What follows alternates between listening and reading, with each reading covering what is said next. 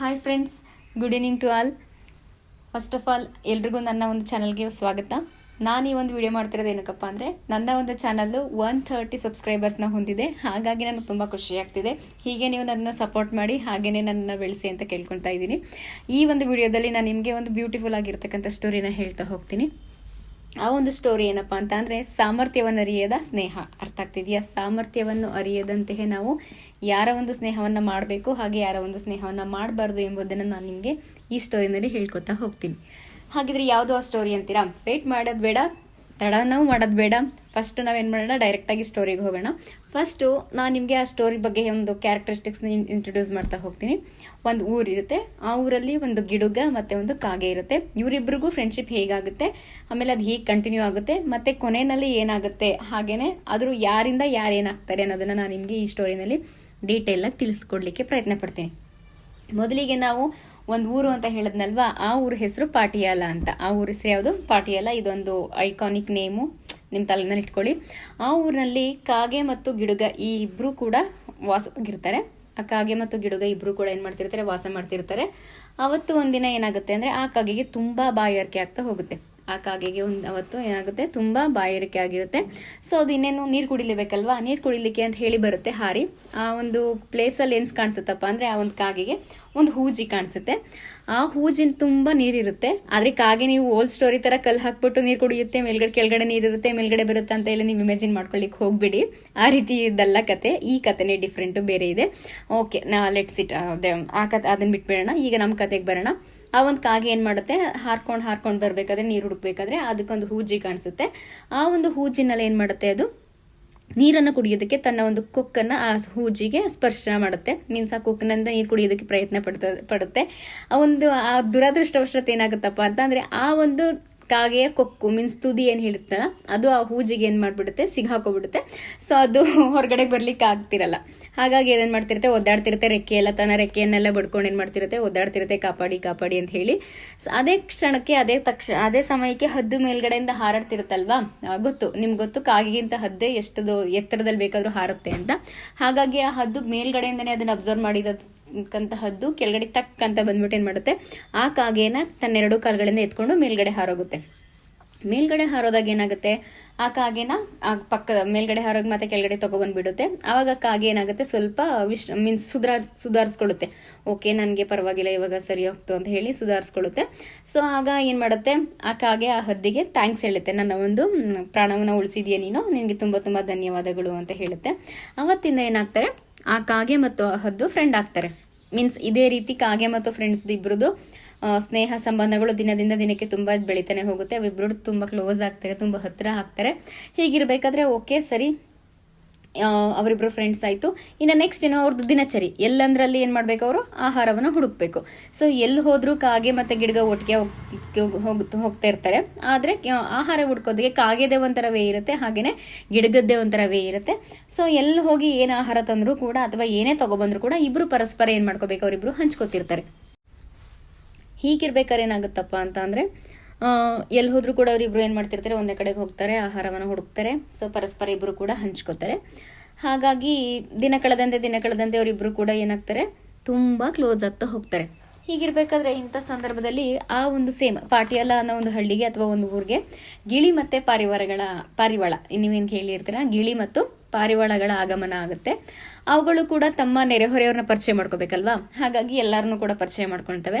ನಂತರ ಏನ್ ಮಾಡ್ತಾ ಹೋಗ್ತಾರೆ ಅಂದ್ರೆ, ತಮ್ಮ ಒಂದು ಬಂದಿರತಕ್ಕಂಥ ಸಂತೋಷವನ್ನ ತಮ್ಮ ಒಂದು ನೆರೆಹೊರೆಯವ್ರ ಜೊತೆಗೆ ಹಂಚ್ಕೋಬೇಕು ಅಲ್ವಾ. ಈಗ ನೀವಾಗ್ಲಿ ಹಾಗೆ ತಾನೇ ಮಾಡೋದು. ಹಾಗಾಗಿ ನಾನು ಇಲ್ಲಿದ್ದೀನಿ, ನಾನು ಕೂಡ ನಿಮ್ಮವರೇನೆ ಅಂತ ಏನ್ ಮಾಡ್ಬೇಕು, ಅವರು ಪರಿಚಯ ಮಾಡ್ಕೋಬೇಕಲ್ವಾ. ಹಾಗೆಲ್ಲ ಪರಿಚಯ ಆಗುತ್ತೆ. ಈ ಒಂದು ಸಂತೋಷದ ಸಂಭ್ರಮಾಚರಣೆಗೆ ಏನ್ ಮಾಡ್ತಾರೆ, ನಾವ್ ಇದನ್ನ ಹಾಗೆ ಹೇಳೋಣ. ಹೇಳಿದ್ರೆ ಚೆನ್ನಾಗಿರಲ್ಲ, ಹಾಗೆ ಹೇಳೋದ್ ಬೇಡ.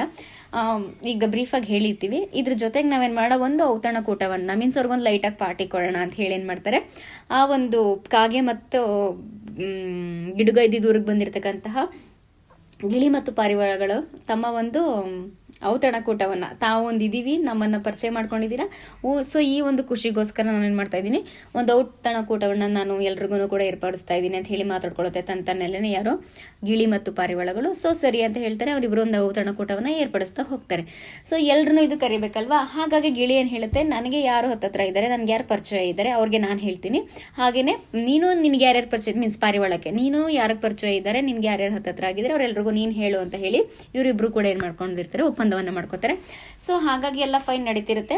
ಎಲ್ಲರೂ ಕೂಡ ಮೀನ್ಸ್ ಗಿಳಿಗಳಿಗೆ ಫ್ರೆಂಡ್ಸ್ಗೆ, ಗಿಳಿಗಳು ಪಾರಿವಾಳಗಳ ಫ್ರೆಂಡ್ಸ್ಗೆ, ಪಾರಿವಾಳಗಳು ಏನು ಮಾಡ್ತಾ ಹೋಗ್ತಾರೆ, ಆ ಔತಣಕೂಟಕ್ಕೆ ಎಲ್ಲರನ್ನು ಕರಿತಾ ಹೋಗ್ತಾರೆ. ಎಲ್ಲರೂ ಕೂಡ ಅದಕ್ಕೆ ಬರಬೇಕು, ತಪ್ಪದೆ ಬರಬೇಕು, ನಮ್ಮ ಒಂದು ಔತಣಕೂಟವನ್ನು ಸ್ವೀಕರಿಸಿ ಏನು ಮಾಡಬೇಕು, ಹೋಗಬೇಕು, ನೀವು ನಮಗೆ ಆಶೀರ್ವಾದ ಮಾಡಿ ಅಂತ ಹೇಳ್ಬಿಟ್ಟು ಏನು ಮಾಡ್ತಾರೆ, ಸೊ ಕರಿದ್ಬಿಟ್ಟು ಬರ್ತಾರೆ. ಸೊ ಹಾಗಾಗಿ ಎಲ್ಲರೂ ಕೂಡ ಒಪ್ಕೊಂತವೆ. ಔತಣಕೂಟನೂ ಕೂಡ ರೆಡಿ ಆಗುತ್ತೆ. ಏನಂತ ಔತಣಕೂಟ ಅಂತೀರಾ, ಮೃಷ್ಟಾನ್ನ ಭೋಜನಗಳು. ನಿಮಗೆ ಗೊತ್ತಲ್ಲ ಔತಣಕೂಟ ಹೇಗಿರುತ್ತೆ ಅಂತ. ಆ ಥರ ಲಕ್ಸುರಿಯಸ್ ಆಗಿ ಏನು ಮಾಡ್ತಾರೆ, ಔತಣಕೂಟಗಳನ್ನ ರೆಡಿ ಮಾಡಿರ್ತಾರೆ. ಸೊ ಇಲ್ಲಿ ಅಲ್ಲಿಗೆ ಎಲ್ರಿಗೂ ಹೋಗ್ತಾರೆ. ಈ ಔತಣಕೂಟದಲ್ಲಿ ಎಲ್ಲ ಭಾಗಿಯಾಗ್ತಾರೆ. ಮೀನ್ಸ್ ನೆರೆಹೊರೆಯ ಪ್ರಾಣಿ ಪಕ್ಷಿಗಳೆಲ್ಲ ಏನು ಮಾಡ್ತಾರೆ, ಆ ಔತಣಕೂಟದಲ್ಲಿ ಭಾಗಿಯಾಗಿ ತುಂಬ ವಿಜೃಂಭಣೆಯಿಂದ ನಡೆಸ್ಕೊಟ್ಟು ಅದನ್ನೆಲ್ಲ ಸುಖಾಂತ್ಯದಿಂದ ಮುಗಿಸ್ತಾರೆ, ಯಾವುದನ್ನ, ಔತಣಕೂಟವನ್ನು. ಸೊ ಅಷ್ಟರಲ್ಲಿ ಏನಾಗುತ್ತಪ್ಪ ಅಂತ ಅಂದರೆ, ಕಾಗೆ ಏನು ಮಾಡುತ್ತೆ, ಗಿಳಿ ಮನೆ ಮುಂದೆ ನಿಂತಿರುತ್ತೆ. ಮುಂದೆ ಬಂದು ನಿಂತಿರ್ತಕ್ಕಂಥ ಕಾಗೆ ನೋಡ್ತಾರೆ, ಅಲ್ಲಿ ಔತಣಕೂಟ ಎಲ್ಲ ಮುಗ್ದೋಗಿರುತ್ತೆ. ಕಾಗೆಗೆ ಹೇಳಿತ್ತೋ ಹೇಳಿಲ್ವೋ ಅದು ನನಗೆ ಗೊತ್ತಿಲ್ಲ, ಮೀನ್ಸ್ ನಿಮಗೂ ಗೊತ್ತಿರಲ್ಲ. ಕಾಗೆಗೆ ಅದು ಕರೆದಿದ್ರು ಬಂದಿಲ್ವೋ ನಿಮಗೆ ಗೊತ್ತಲ್ವ ಕಾಗೆ ಬುದ್ಧಿ ಯಾವ ರೀತಿ ಅಂತ. ಸೊ ಹಾಗಾಗಿ ಕಾಗೆ ಔತಣಕೂಟ ಎಲ್ಲ ಮುಗಿದ್ಮೇಲೆ ಬರುತ್ತೆ. ಅಷ್ಟರೊಳಗಡೆ ಅಲ್ಲಿ ಬಿದ್ದಿರುತ್ತಲ್ಲ, ನೀನು ಔತಣಕೂಟ ಮುಗಿಸಿದ ತಕ್ಷಣ ಎಲೆ ಆಗಿರ್ಬೋದು, ವಾಟ್ ಎವರ್, ಒಂದು ಔತಣಕೂಟದ ಅನ್ನ ವಾಟ್ ಎವರ್ ಅಲ್ಲಿ ಇರುತ್ತಲ್ಲ ಅದೆಲ್ಲ ಬಿದ್ದಿರುತ್ತೆ. ಇದನ್ನ ಕಾಗೆ ಏನು ಮಾಡುತ್ತೆ, ಅಯ್ಯೋ ಎಷ್ಟೊಂದು ಚೆನ್ನಾಗಿದೆ ಇದು ಮೃಷ್ಟಾನ್ನ ಇದು ಅಲ್ವಾ, ಕಾಗೆಗದು ಏನು ಮೃಷ್ಟಾನ್ನ. ಹಾಗಾಗಿ ಆ ಬಿದ್ದಿರ್ತಕ್ಕಂಥ ಅಗಳುಗಳನ್ನೆಲ್ಲ ಏನು ಮಾಡುತ್ತೆ, ಅಳಿದುಳಿದಂತಹ ಮೃಷ್ಟಾನ್ನವನ್ನು ತೆಗೆದುಕೊಂಡು ಗಿಡಗನ್ಗೆ ಕೊಡ್ದೇನೆ ಅದಕ್ಕೆ ಕಾಣಿಸ್ಬಿಟ್ರೆ ನಾನು ಏನು ಮಾಡಬೇಕು, ಅದಕ್ಕೂ ಕೊಡಬೇಕಾಗತ್ತೆ. ಸೊ ಇದು ಮೃಷ್ಟಾನ್ನ ಅಲ್ವಾ, ಯಾರಿಗೂ ಅವನಿಗೆ ಗೊತ್ತಾಗ್ದೇ ಇರಬೇಕು ನಾನು. ಹಾಗಾಗಿ ಇದನ್ನು ನಾನು ಅವನು ಕಾಣಿಸ್ದಂತೆ ಏನು ಮಾಡಬೇಕು, ತಿನ್ನಬೇಕು ಅಂತ ಭಾವಿಸ್ಬಿಟ್ಟು ಏನು ಮಾಡುತ್ತೆ, ತುಂಬ ಎತ್ತರಕ್ಕೆ ಹಾರೋಗಿ ತಿನ್ನೋದಕ್ಕೆ ಉಪಾಯ ಮಾಡ್ಕೊಳ್ಳುತ್ತೆ. ಸೊ ಹಾಗೆ ಕೂಡ ಅದು ಎತ್ತರಕ್ಕೆ ಹೋಗ್ಬಿಟ್ಟು ನಾನು ಉಪಾಯ ಮಾಡಿ ತಿನ್ಬಿಡ್ತೀನಿ ಅನ್ನೋ ಒಂದು ಭ್ರಮೆನಲ್ಲಿ ತುಂಬ ಎತ್ತರಕ್ಕೆ ಹಾರುತ್ತೆ.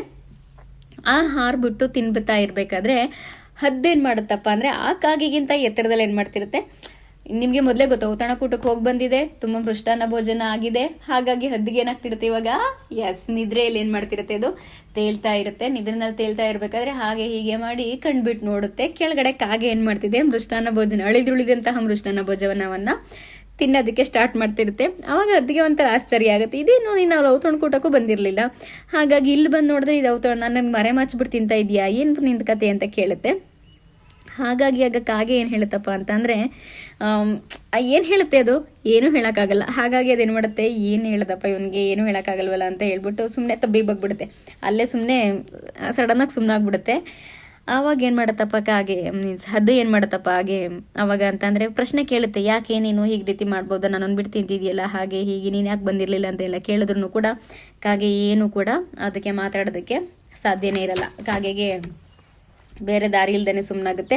ಅಷ್ಟರೊಳಗೆ ಏನು ಮಾಡುತ್ತಪ್ಪ ಅಂತ ಅಂದರೆ, ಕಾಗೆಗೆ ಇನ್ನೊಂದು ಉಪಯೋಗ ಉಳಿಯುತ್ತೆ. ಹೌದು ನೀನೇನಿಲ್ಲಿ ಅಂತ ಕೇಳುತ್ತೆ. ಆಗ ಕಾಗೆಗೆ ಗಿಡಗಂಗೆ ಗೊತ್ತಾಯಿತು, ಇದಕ್ಕೆ ನನ್ನ ಮೇಲೆ ಜಲಸಿ ಫೀಲಿಂದ ಉಂಟಾಗಿ ನನಗೆ ಗೊತ್ತಾಗ್ದೇ ತಿನ್ನೋದಕ್ಕೆ ಏನಾಗ್ತಿದೆ, ಪ್ರಯತ್ನ ಪಡ್ತಿದೆ ಅಂತ ಹೇಳ್ಬಿಟ್ಟು ಏನು ಮಾಡುತ್ತೆ, ನೀನು ಔತಣಕೂಟಕ್ಕೆ ಬಂದಿರಲಿಲ್ಲ ಅಲ್ವಾ, ನನ್ನನ್ನು ಗಿಳಿ ಮತ್ತು ಪಾರಿವಾಳ ಎರಡೂ ಕೂಡ ಏನು ಮಾಡಿದ್ದು ಔತಣಕೂಟಕ್ಕೆ ಕರೆದಿದ್ದು. ಸೊ ನಿನಗೆ ಅದು ಕರೆದಿಲ್ಲ, ಅದನ್ನು ನೀನು ಏನು ಮಾಡ್ತಿಲ್ಲ, ನನಗೆ ಇಂಡೈರೆಕ್ಟಾಗಿ ಹೇಳ್ತಿಲ್ಲ, ಡೈರೆಕ್ಟಾಗಿ ಹೇಳ್ತಿಲ್ಲ. ಹಾಗಾಗಿ ನೀನು ಇಲ್ಲಿ ಅಳ್ದುಳ್ದಿರ್ತಕ್ಕಂಥ ಮೃಷ್ಟಾನ್ನ ನನಗೆ ಕಾಣಿಸ್ತಾನೆ ತಿನ್ನೋಕೆ ಪ್ರಯತ್ನ ಪಡ್ತಿದ್ಯಾ. ಆದರೆ ನಾನು ನಿನಗಿಂತ ಫಸ್ಟೇ ಹೋಗಿ, ಮೀನ್ಸ್ ನನಗೆ ಇನ್ವೈಟ್ ಮಾಡಿದ್ರು ನಾನು ನಿನಗೂ ಮಾಡಿರ್ತಾರೆ ಅಂದ್ಕೊಂಡು ನಾನು ನಿನ್ನ ಕರೀಲಿಲ್ಲ. ಸೊ ನಾನು ಹೋಗ್ಬಿಟ್ಟು ಆಲ್ರೆಡಿ ತಿನ್ಕೊಂಡು ಬಂದಿದ್ದೀನಿ. ನೀನು ನನಗೆ ಮರೆ ಮಾಚ್ಬಿಟ್ಟು ಏನು ಮಾಡ್ತಿದ್ಯಾ, ನನಗೆ ಗೊತ್ತಿಲ್ಲದೇ ನಾನು ಮಾಡಿರ್ತಕ್ಕಂಥ ಎಲ್ಲ ಸಹಾಯನ ಕೂಡ ಮರೆತು ನೀನು ನನ್ನನ್ನು ಹೈಡ್ ಮಾಡಿ ತಿನ್ನೋದಕ್ಕೆ ಪ್ರಯತ್ನ ಪಡ್ತಿದ್ಯಾ. ಇವತ್ತಿಂದ ನಾನು ನಿನಗೆ ಸ್ನೇಹನ ಬಯಸಲ್ಲ, ನಾವಿಬ್ಬರದು ಫ್ರೆಂಡ್ಶಿಪ್ ಇಲ್ಲಿಗೆ ಕಟ್ಟಾಗಲಿ ಅಂತ ಹೇಳ್ಬಿಟ್ಟು ಏನಾಗುತ್ತೆ, ಹಾರೋಗುತ್ತೆ ಯಾರೋ ಗಿಡಗ. ಇದನ್ನರ್ಥ ಗಿಡಗ ಮೀನ್ಸ್ ಕಾಗೆ ಏನು ಮಾಡುತ್ತೆ, ಇನ್ನೇನು ಆನ್ಸರ್ ಮಾಡೋಕ್ಕಾಗಲ್ಲ. ಸೊ ಹಾಗಾಗಿ ತನ್ನಷ್ಟಕ್ಕೆ ತಾನೇ ಸುಮ್ಮನಾಗುತ್ತೆ. ಆಮೇಲೆ ಅಲ್ಲಿಂದ ಅದು ಕೂಡ ಹಾರೋಗುತ್ತೆ. ಇದರಿಂದ ನೀವೇನು ತಿಳ್ಕೊಬೋದು ಅಂತ ಅಂದರೆ, ತನ್ನ ಒಂದು ಏನೋ ಸಹಾನುಭೂತಿ ಯಾವುದೇ ಒಂದು ಫ್ರೆಂಡ್ಶಿಪ್ಗಾಗಲಿ ಅಥವಾ ಯಾರೇ ಒಬ್ಬ ವ್ಯಕ್ತಿಗಾಗಲಿ ನಾವೇನಾದರೂ ಒಂದು ಹೆಲ್ಪ್ ಮಾಡಿರ್ತೀವಿ ಅಂದರೆ ಅದನ್ನು ನಾವು ಅದನ್ನು ಸ್ಮರಿಸ್ಬೇಕು. ಇಲ್ಲ ಅಂತ ಅಂದರೆ ಸ್ಮರಿಸ್ಲಿಕ್ಕೆ ಆಗಲಿಲ್ಲ ಅಂದರೂ ಕೂಡ ಅವ್ರಿಗೆ ಕೇಡು ಬಯಸಕ್ಕೆ ಹೋಗಬಾರ್ದು. ಆದರೆ ಕಾಗೆದ ಹಾಗಲ್ಲ, ಸಹಾನುಭೂತಿನೂ ಇಲ್ಲ, ಕರುಣೆನೂ ಇಲ್ಲ, ದಯೆನೂ ಇಲ್ಲ, ಯಾವುದೂ ಇಲ್ಲ, ಪ್ರಾಮಾಣಿಕತೆ ಅಂತೂ ಮೊದಲಾಗೆ ಇಲ್ಲ ಅಲ್ವಾ.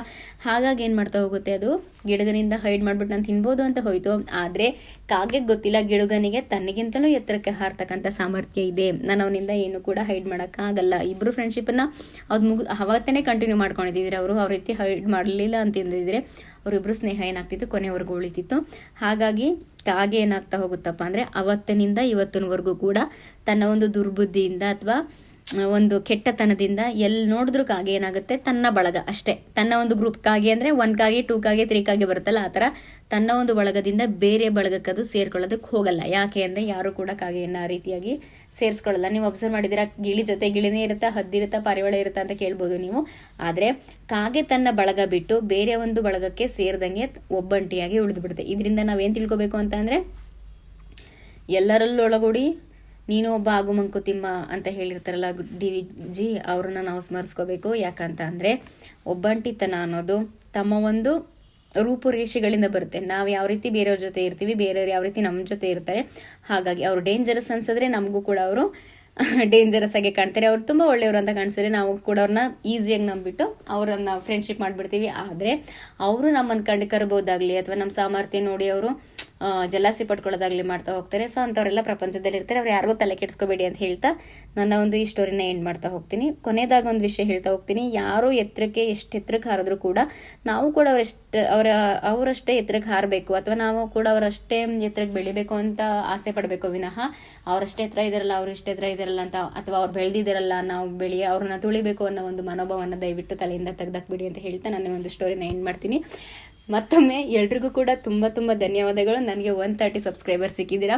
ಇದನ್ನು 1300 ಆಗಲಿ, ಆಮೇಲೆ 3 ಲ್ಯಾಕ್ ಆಗಲಿ ಅಥವಾ 3 crore ಆಗಲಿ ನೀವು ಮಾಡೇ ಮಾಡ್ತೀನಿ ಅಂತ ನಾನು ಭಾವಿಸ್ತಾ ನನ್ನ ಒಂದು ಸ್ಟೋರಿನ ಎಂಡ್ ಮಾಡ್ತಾ ಇದ್ದೀನಿ. ಜೈ ಹಿಂದ್, ಜೈ ಕರ್ನಾಟಕ. ಮತ್ತೆ ಎಲ್ರಿಗೂ ಕೂಡ ನಮಸ್ಕಾರ, ಶುಭ ದಿನ.